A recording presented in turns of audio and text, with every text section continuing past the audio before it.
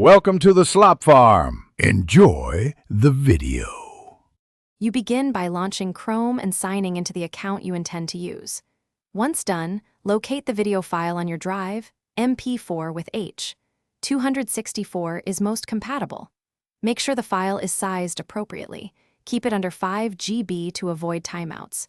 You also need to grant the site permissions for file access, and if you'll record, camera and microphone access. These steps prevent interruptions and make the upload process predictable and faster. You now start the upload using the site's upload button or by dragging the file into the Chrome window. While uploading, watch the progress bar and network indicator. A stable connection matters. Switch to a wired network if pauses occur. Fill in metadata during upload. Clear title, descriptive text, tags, and privacy level so processing finishes correctly.